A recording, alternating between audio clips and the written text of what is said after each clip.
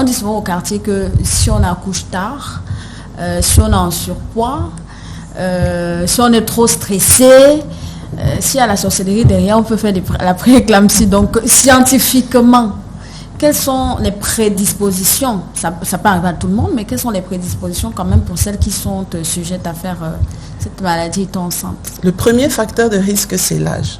La prééclampsie et éclampsie est beaucoup plus fréquente aux âges extrêmes. Il s'agit des patientes très jeunes ou les patientes un peu plus âgées. Donc une patiente de moins de 18 ans est autant à risque qu'une femme de plus de 40 ans. Donc ça, c'est la première chose qu'il faut savoir, c'est l'âge. La deuxième chose, c'est les antécédents. Comme l'a si bien dit, je suis une maman, j'ai eu une prééclampsie. Ma fille est également à risque de développer une prééclampsie. La génétique alors. La génétique, effectivement. Ou si mes sœurs ont fait des prééclampsies, je suis également à risque. Les patients déjà hypertendus, vous pouvez être hypertendu et vous tombez enceinte.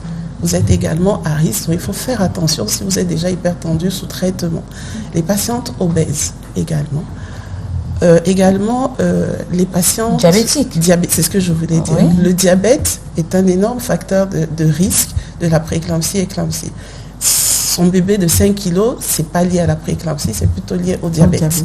Et donc là, le diabète a fait, chez une patiente qui a déjà eu des prééclampsies, a majoré le risque. Mais après, pareil, personnellement, si moi j'ai déjà eu une prééclampsie, je suis à risque de refaire une prééclampsie sur les autres grossesses. Un dernier facteur également qui est important, c'est lorsqu'il s'agit de la première grossesse. Parce qu'il faut savoir, quand on est enceinte, le fœtus, il porte deux matériels génétiques. Il y a le mien, mais il y a également celui du père du bébé. Et mon organisme doit s'adapter à ce nouveau matériel génétique. Ce qui fait que la première grossesse est souvent une adaptation, et c'est là qu'on peut avoir ces problèmes de prééclampsie.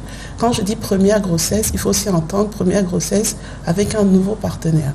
Donc je peux avoir eu 5 grossesses, je me remarie, je suis à risque d'avoir une prééclampsie parce que c'est un nouveau partenaire et que mon organisme doit s'adapter. Maintenant, tout ça, ce sont des facteurs de risque. Ça ne veut pas dire que si j'ai ça, je vais forcément développer une prééclampsie. Mais je sais que je dois faire un peu plus attention.